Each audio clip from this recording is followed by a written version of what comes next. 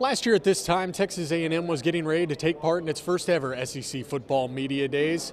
What a difference a year makes. Today, the Aggies didn't even take to the podium, but Johnny Football and the Aggies were still a main topic of conversation.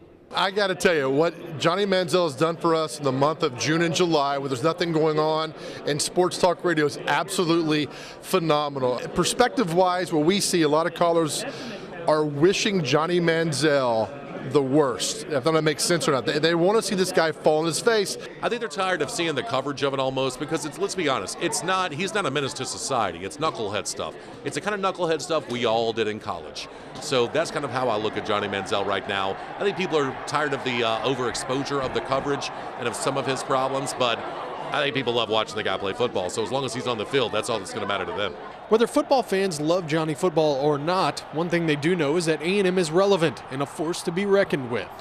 I bet if you had walked down this radio row last year and asked people, what do you think A&M's record would have been? Maybe somebody says 9 wins, but to finish the season 11-2 the way they did, nobody would have thought that. And the amazing thing with A&M, I think for those of us who have covered the SEC for a while, is that when the announcement came that A&M was coming in, it was almost thought of as, this is just a cheap way for Mike Slide to try to make a couple of extra bucks on getting a footprint into Texas. But you see what Kevin Sumlin's done. You see Johnny Manziel burst onto the scene. I've never seen one school make as large of an impact in any collegiate sport as I've seen Texas A&M make in the last year.